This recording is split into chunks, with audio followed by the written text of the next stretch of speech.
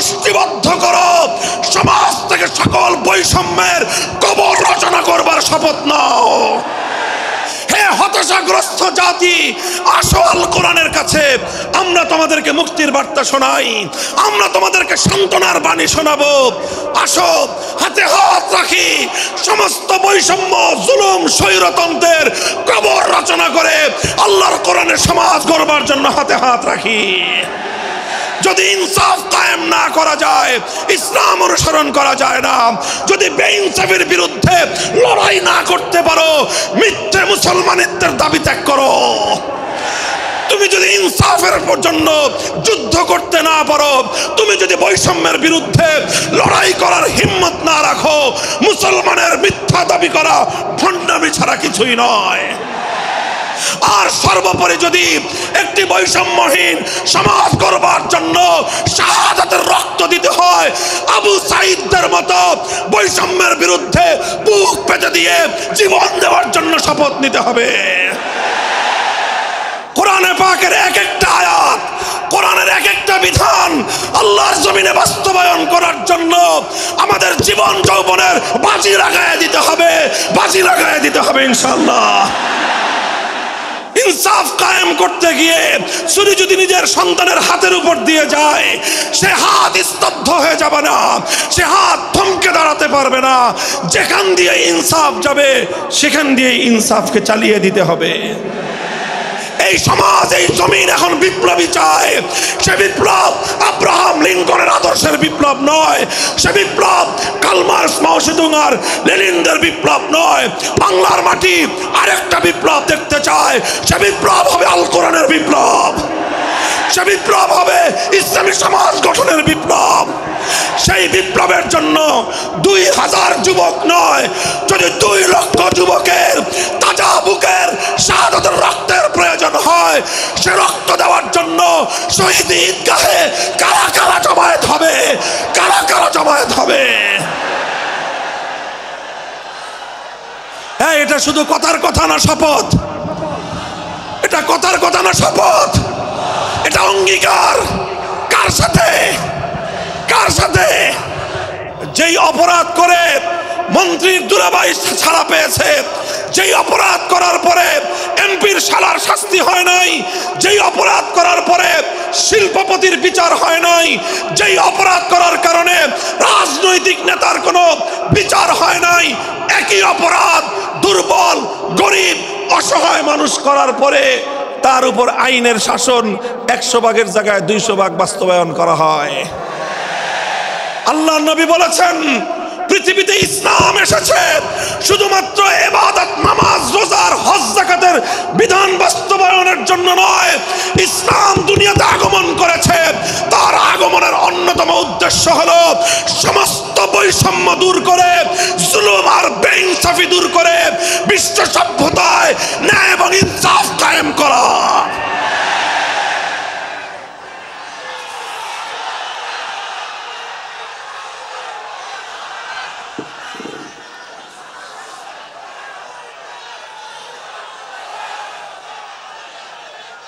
মনে রাখবেন, বৈষম্যহীন সমাজ গড়া এটা শুধু বৈষম্য বিরোধী ছাত্র নেতৃবৃন্দের দায়িত্ব নয়।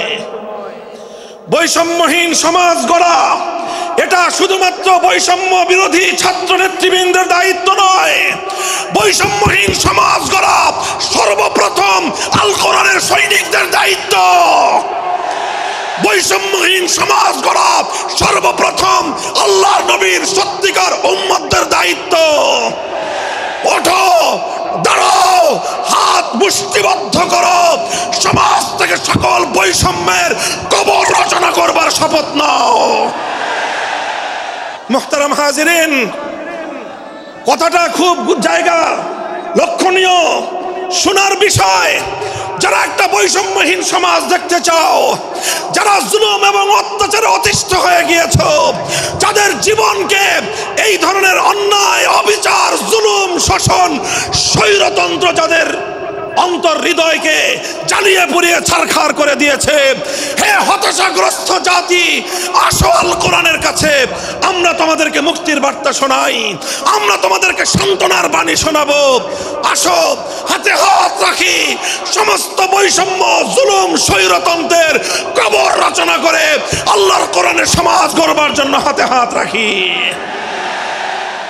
দেখেন, আল্লাহ পাক রব্বুল আলামিন যুগে যুগে যত নবী রাসূল প্রেরণ করেছেন, যুগে যুগে যত আসমানি কিতাব আল্লাহর পক্ষ থেকে অবতীর্ণ হয়েছে, কেন হয়েছে? শুধুমাত্র মুসল্লিদের সমাজ গড়বার জন্য নয়, শুধুমাত্র রোজাদার সমাজ গড়ার জন্য নয়। অবশ্যই কোরআন এবং কিতাব নাজিল হয়েছে নামাজের জন্য, অবশ্যই কোরআন এবং কিতাব নাজিল হয়েছে রোজা, হজ, যাকাত সহ আল্লাহ পাকের যাবতীয় বিধান সমাজে বাস্তবায়ন করার জন্য। তবে একমাত্র এটাই উদ্দেশ্য নয়, বরং সমস্ত কিতাব, সমস্ত নবী রাসূল দুনিয়াতে আগমন করার অন্যতম একটা মৌলিক লক্ষ্য। কোরআনে পাকের সূরাতুল হাদীদ থেকে তেলাওয়াত করেন, অর্থ বুঝেন, মর্ম বুঝার চেষ্টা করেন। লাকাদ আরসালনা রুসুলানা বিল বায়িনাতি ওয়াল হুদা ওয়া আনজালনা মাআহুমুল কিতাবা ওয়াল মিজান লিয়াকুমান নাসু বিল কিসত। আল্লাহ কোরআন বলছে যে আমি নবী রাসূল পাঠিয়েছি, আসমান থেকে যুগে যুগে কিতাব নাজিল করেছি। এই সব কিছুর অন্যতম একটা উদ্দেশ্য হলো লিয়াকুমান নাসু বিল কিসতি। কোরআন নাজিলের উদ্দেশ্য, নবী প্রেরণের উদ্দেশ্য, শরীয়ত প্রেরণের উদ্দেশ্য, ধর্ম প্রেরণের উদ্দেশ্য হলো, অন্যতম উদ্দেশ্য হলো লিয়াকুমান নাসু বিল কিসতি। মানব সমাজ থেকে অন্যায়, অবিচার, জুলুম, শোষণ দূরীভূত করে ন্যায় এবং ইনসাফ কায়েম করা, এটাই হলো ইসলামের অন্যতম মৌলিক লক্ষ্য। যদি ইনসাফ কায়েম না করা যায়, ইসলাম অনুসরণ করা যায় না। যদি বেইনসাফের বিরুদ্ধে লড়াই না করতে পারো, মিথ্যে মুসলমানিত্বের দাবি ত্যাগ করো। তুমি যদি ইনসাফের জন্য যুদ্ধ করতে না পারো, তুমি যদি বৈষম্যের বিরুদ্ধে লড়াই করার হিম্মত না রাখো, মুসলমানের মিথ্যা দাবি করা ভণ্ডামি ছাড়া কিছুই নয়।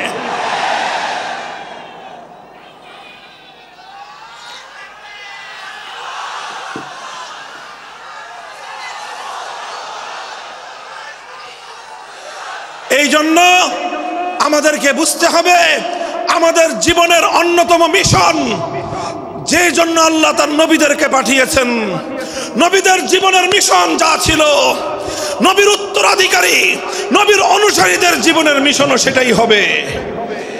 বলেন কথা ঠিক না বেঠিক? যে পথে গিয়েছে নবীদের জীবন, সে পথে যাবে আমাদের জীবন।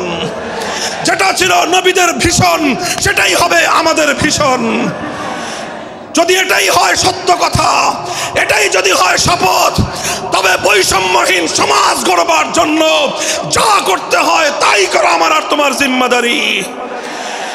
যদি সেজন্য আমাদেরকে ঘাম ঝরাতে হয়, ঘাম ঝরানো আমাদের দায়িত্ব। আর যদি সেজন্য চোখের অশ্রু দিতে হয়, চোখের অশ্রু দেওয়া আমাদের দায়িত্ব। যদি সম্পদের কোরবানি করতে হয়, মাল সম্পদের কোরবানি করা, সেটাই আমাদের জীবনের দায়িত্ব এবং উদ্দেশ্য। আর সর্বোপরি যদি একটি বৈষম্যহীন সমাজ গড়বার জন্য শাহাদাতের রক্ত দিতে হয়, আবু সাঈদদের মতো বৈষম্যের বিরুদ্ধে বুক পেতে দিয়ে জীবন দেওয়ার জন্য শপথ নিতে হবে।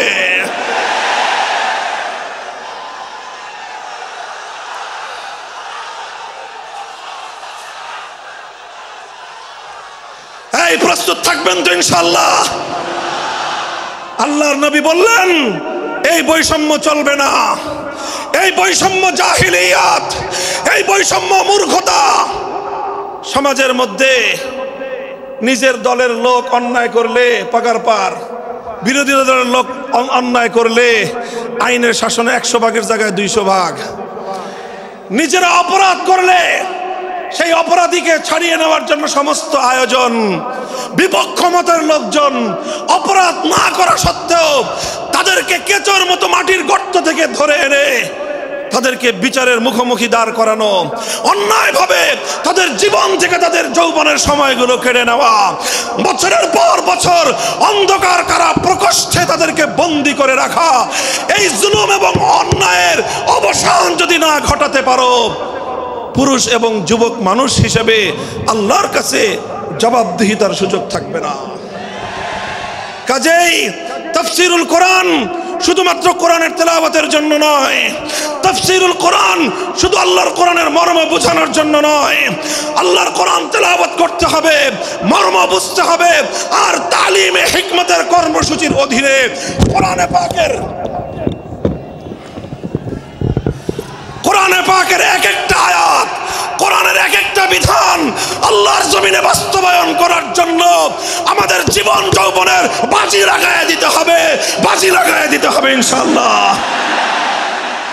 হযরত রাসূল আকরাম সাল্লাল্লাহু আলাইহি ওয়াসাল্লাম বলছিলাম, জাতির উদ্দেশ্যে প্রদত্ত মক্কা বিজয়ী মহাবীর আমিরুল মুমিনিন নবিয়ুল্লাহ খলিফাতুল্লাহ ফিল আরদ খলিফাতুল মুসলিমিন মুহাম্মদুর রাসূলুল্লাহ সাল্লাল্লাহু আলাইহি ওয়াসাল্লামের বক্তব্যের কথা আল্লাহর নবী বললেন, বৈষম্যের কারণে আল্লাহ পাক রব্বুল আলামিন পৃথিবীর বহু জাতিকে ধ্বংস করে দিয়েছেন। সুতরাং শুনে রেখো, আমার দ্বারা বৈষম্য হবে না। শুধু আমার বংশের লোক দেখে, আমার গোত্রের লোক দেখে, আমার রক্তের আত্মীয়তার সূত্রের কারণে আমি অপরাধ প্রমাণিত হওয়ার পরেও তার উপর কোরআনের বিধান বাস্তবায়ন করব না, এটা আমার দ্বারা সম্ভব নয়। এরপরে আল্লাহর নবী যেই কথাটি বললেন, সেই কথা যদি আল্লাহর নবী হাদিসে না বলতেন, তাহলে সেই কথা উচ্চারণ করতে আমাদের জিহ্বা কেঁপে উঠত, আমাদের বক্ষ প্রকম্পিত হতো। আল্লাহর নবী বললেন, ওয়াল্লাহ লাউ আন্না ফাতিমাতা বিনতা মুহাম্মাদিন সারাকাত লাকাতাতু ইয়াদাহা, ওয়াল্লাহি লাউ আন্না ফাতিমাতা বিনতা মুহাম্মাদিন সারাকাত লাকাতাতু ইয়াদাহা। শুধু আমার দাদির গোত্র, আমার বংশের ফাতেমা নামনি মহিলা নয়, আজ যদি আমি মুহাম্মদুর রাসূলুল্লাহর কলিজার টুকরা মেয়ে, আমার জীবনের সবচেয়ে আদরের সন্তান ফাতেমা যদি আজকে চুরি করে ধরা পড়তো, আমি আল্লাহর শপথ করে বলি, আমি তার হাত কেটে দিতে এতটুকু দ্বিধা করতাম না। মুহতারাম হাজিরিন, এটাই হলো তালিমে হিকমত। আল্লাহর কোরআনের বিধান বাস্তবায়ন করতে গিয়ে ছুরি যদি নিজের সন্তানের গলার উপর দিয়ে যায়, ইব্রাহিম খলিলুল্লাহর মতো ছুরি চালায় দিতে দ্বিধা করা যাবে না। যদি ইনসাফ কায়েম করতে গিয়ে ছুরি যদি নিজের সন্তানের হাতের উপর দিয়ে যায়, সে হাত স্তব্ধ হয়ে যাবে না, সে হাত থমকে দাঁড়াতে পারবে না। যেখান দিয়ে ইনসাফ যাবে সেখান দিয়ে ইনসাফকে চালিয়ে দিতে হবে। রাসূল আকরাম সাল্লাল্লাহু আলাইহি ওয়াসাল্লাম ঘোষণা করলেন, আল্লাহর আয়াত নাজিল হলো, ইয়া আইয়ুহাল্লাযীনা আমানুত্তাকুল্লাহ ওয়া যারু মা বাকিয়া মিনার রিবা ইন কুনতুম মুমিনিন। হে মুমিনগণ, সুদকে তোমরা পরিহার করো যদি ঈমানদার হয়ে থাকো। যদি ঈমানদার হয়ে থাকো, কি করো তোমরা? সুদকে পরিহার করো। কি করো? ইত্তাকুল্লাহ, তোমরা আল্লাহকে ভয় করো। ওয়াজারু মা বাকিয়া মিনার রিবা, সুদের যা অবশিষ্ট আছে এই সব কিছু তোমরা পরিহার করো। আর যদি না করো, সুদ যদি তোমরা পরিহার না করো, ফাজানু বিহারবিম মিনাল্লাহি ওয়া রাসূলিহি, আল্লাহ এবং তার রাসূলের পক্ষ থেকে যুদ্ধের ঘোষণা শুনে নাও। হে জাতি, হে মুসলিম সম্প্রদায়, আমরা তোমাদের কাছে পয়গাম পৌঁছে দিতে চাই, আল্লাহর উপর বিশ্বাসী জাতি, আল্লাহর নবীর উপর আস্থাশীল জাতি কোনোদিন সুদি কারবার করতে পারে না। সুদ ভিত্তিক অর্থ ব্যবস্থা দিয়ে তাদের সমাজ চলতে পারে না। আল্লাহর উপর বিশ্বাসীদের সমাজ যদি হয় সুদ ভিত্তিক, তার অর্থ হলো রাত দিন আল্লাহ এবং তার রাসূলের সঙ্গে তারা যুদ্ধে লিপ্ত। যেই মুসলিম জাতি আল্লাহর সাহায্য নিয়ে বিশ্বব্যাপী বিজয়ী হওয়ার স্বপ্ন দেখে, সে মুসলিম জাতি যদি স্বয়ং আল্লাহর সঙ্গে যুদ্ধে লিপ্ত থাকে, তাদের জীবনেও কল্যাণ এবং বিজয় আসার সম্ভাবনা নাই। এই জন্য মুসলিম জাতির উত্থানের জন্য, মুসলমানদের বিজয়ের পূর্ব শর্ত হলো সুদ পরিহারের মাধ্যমে আল্লাহর সঙ্গে যুদ্ধ বন্ধ করতে হবে, আল্লাহর পক্ষ থেকে সাহায্য চাইতে হবে। কোরআনের আয়াত, সূরা বাকারার আয়াত, এই আয়াত নাজিল হওয়ার পরে আল্লাহর নবী শুধু তেলাওয়াত করে দায়িত্ব ক্ষান্ত করেন নাই, শুধু সুদের মর্ম বুঝিয়ে নিজের দায়িত্ব ক্ষান্ত করেন নাই। তৃতীয় দায়িত্ব তালিমে হিকমত, সুদকে সমাজ থেকে সমূলে উৎখাত করার উদ্যোগ নিয়েছেন। বলেন সুবহানাল্লাহ। শুধু আলোচনা করে বক্তৃতা দিয়ে নবীর দায়িত্ব শেষ হয় নাই, শুধুমাত্র তাফসীর করে দিয়ে নবীর দায়িত্ব ক্ষান্ত হয় নাই, বরং এক একটা বিধান, আল্লাহর এক একটা আয়াত কিভাবে সমাজে বাস্তবায়ন করা লাগে, করা যায়, নবীজি প্র্যাকটিক্যাল ভাবে তার উদ্যোগ গ্রহণ করেছেন। কিভাবে উদ্যোগ নিয়েছেন? সুদের বিরুদ্ধে কি উদ্যোগ নিয়েছিলেন?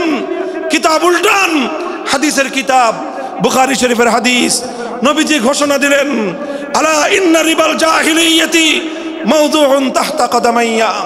জাহিলিয়াতের যুগে যত সুদের কারবার চলতো, ইসলাম এবং আল কোরআনের সমাজ গড়বার পর সেই জাহিলি যুগের রীতি, সুদ ভিত্তিক অর্থ ব্যবস্থা মুসলিম সমাজে আর থাকতে পারে না। নবীজি বললেন, সুদের কবর রচনা করলাম আমি আমার পায়ের নিচে। আল্লাহ নবী আক্ষরিক অর্থে এ কথা বললেন, আমি আমার পায়ের নিচে সুদের কবর রচনা করলাম। এরপরে আল্লাহ নবী ঘোষণা দিলেন, অনেকে আছো তোমরা যারা আগে কুফরির জমানায় জাহিলিয়াতের যুগে সুদের উপর লগ্নি করেছো, সুদের উপর মানুষকে ঋণ দিয়েছো, সুদী মহাজন যারা সুদের ভিত্তিতে মানুষকে টাকা দিয়েছো, এইরকম কাজ কারবার যারা করত, সেই যুগে তাদের মধ্যে একজন ছিলেন স্বয়ং আল্লাহর নবীর চাচা হযরত আব্বাস বিন আব্দুল মুত্তালিব রাদিয়াল্লাহু আনহু। মক্কার ঘরে ঘরে আব্বাস রাদিয়াল্লাহু আনহু মানুষের কাছে ঋণ টাকা দিতেন, টাকা পাওনা ছিল এবং সকল টাকা লগ্নি করা ছিল, বিনিয়োগ করা ছিল সুদের ভিত্তিতে। আল্লাহর নবী ঘোষণা করলেন, জাহেলি যুগের সমস্ত সুদ আমি আল্লাহর নবী মওকুফ ঘোষণা করলাম। সর্বপ্রথম যেই সুদ আমি মাফ ঘোষণা করলাম সেটা হলো আমার চাচা আব্বাসের সুদ। কাউকে আমার চাচার কাছ থেকে যারা ঋণ নিয়েছিল, কেউ আর আমার চাচার সুদ দিতে হবে না, শুধুমাত্র মূল পুঁজিটা ফেরত দিবে। সুদ আজ থেকে কবর রচনা করা হলো। হে মুসলমান, যেই সুদের কবর রচনা করে সেই কবরের উপর ইসলামের বিজয়ের বুনিয়াদ কায়েম হয়েছিল, ইসলামের বিজয়ের কেতন উড়েছিল। অন্যায় বৈষম্যের কবর রচনা করে, সুদ ভিত্তিক অর্থ ব্যবস্থার কবর রচনা করে আজ মুসলমানেরা আবার সেই কবর খুঁড়ে সেখান থেকে জুলুম, অত্যাচার, সুদ ভিত্তিক অর্থ ব্যবস্থাকে কবরের পচা মাল, কবরের মরা পচা করা লাশ মুসলিম সমাজের মধ্যে আবার পুনর্বাসিত করেছে। এজন্যই আজ মুসলমানদের এই অধপতন। যদি মুক্তি চাও, যদি মুক্তি চাও, শুধুমাত্র ইবাদত দিয়ে মুক্তি আসবে না। ইবাদত যেমন করতে হবে, যেরকম নামাজ, রোজা, হজ, যাকাত, তাসবিহ, তাহলিল আদায় করতে হবে, ঠিক একই ভাবে সমাজ সংস্কার করার জন্য সমাজ থেকে জুলুম দূর করতে হবে, বৈষম্য দূর করতে হবে, বেইনসাফি দূর করতে হবে, সুদ ভিত্তিক অর্থ ব্যবস্থার বিরুদ্ধে জাতীয়ভাবে ঐক্য গড়ে তুলে সুদের বিরুদ্ধে যুদ্ধ ঘোষণা করতে হবে। রাজি আছেন তো ইনশাআল্লাহ? আল্লাহ পাক তৌফিক দান করেন। হাত নামান। 3 দফা কর্মসূচি গেল, তালিমে হিকমত সর্বশেষ আলোচনা ও সমাপ্তির দিকে। নবীজির 4 নম্বর কর্মসূচি হলো ওয়া ইউআল্লিমুহুমুল কিতাবা ওয়াল হিকমাতা ওয়া ইউযাক্কিহিম। ইউযাক্কিহিম অর্থ হলো তাজকিয়া। তাজকিয়ার অনেক অর্থ। তাজকিয়া বলে শুধুমাত্র পীর মুরিদি বোঝানো হয়, তাজকিয়া বলে শুধুমাত্র তাসাউফ চর্চা বোঝানো হয়, তাজকিয়া বলে শুধুমাত্র কিছু ওজিফা আদায় করা বোঝানো হয়। তাজকিয়ার আসল সারমর্ম হলো, একটু লক্ষ্য করে বুঝেন, খুব গভীর এবং তাৎপর্যময় একটা কথা। তাজকিয়ার মূল অর্থ হলো, দেখেন কর্মসূচি ছিল কয়টা? 4টা। 1 নম্বর কর্মসূচি ছিল তেলাওয়াতে কিতাবুল্লাহ, আল্লাহর কিতাবের তেলাওয়াত। 2 নম্বর কর্মসূচি ছিল তালিমে কিতাব, কিতাবুল্লাহ, আল্লাহর কিতাবের মর্ম বোঝানো। 3 নম্বর কর্মসূচি ছিল তালিমে হিকমত, অর্থাৎ আল্লাহর কিতাবের প্রত্যেকটা বিধান, প্রত্যেকটা বিষয়কে প্র্যাকটিক্যাল আমলে পরিণত করা, কার্যে পরিণত করা। কথা ঠিক না বেঠিক? 3 নম্বর কর্মসূচি হলো শুধু আমলে পরিণত করাই দায়িত্ব শেষ নয়, বরং আমলে পরিণত করার পরেও আরো অগ্রসর হতে হবে। 4 নম্বর কর্মসূচি হলো আল্লাহর কোরআনকে নিজের আখলাক এবং নিজের চরিত্রে পরিণত করা, কোরআনকে চরিত্রে পরিণত করা, কোরআনের চরিত্র অর্জন করা। কোরআন যে আখলাকের কথা বলেছে, কোরআন যেই চরিত্রের কথা বলেছে, সেই কোরআনই চরিত্র যখন একজন মানুষ গঠন করতে পারে, এটাকেই বলা হয় তাজকিয়া, এটার নামই হলো তাসাউফ। মুহতারাম হাজিরিন, আল্লাহর নবী নিজের জীবনে 100% আল্লাহর কোরআনকে নিজের চরিত্রে পরিণত করতে পেরেছিলেন। এই জন্য যদি কেউ জিজ্ঞাসা করে আল্লাহর নবীর সিরাত কি, নবীর জীবনীটা কি বলেন তো, সবচেয়ে সংক্ষিপ্ত অথচ সবচেয়ে পূর্ণাঙ্গ জবাব হলো, কি বললাম, সবচেয়ে সংক্ষিপ্ত অথচ সবচেয়ে পূর্ণাঙ্গ। নবীর জীবন সম্পর্কে সবচেয়ে সংক্ষিপ্ত এবং সবচেয়ে পূর্ণাঙ্গ বর্ণনা হলো কানা খুলুকুহু আল কোরআন, আমার নবীর চরিত্র ছিল কোরআন। কোরআন যা বলেছে নবীর চরিত্রে সেটা বাস্তবায়িত হয়েছে, নবীর আখলাকে সেটা বাস্তবায়িত হয়েছে।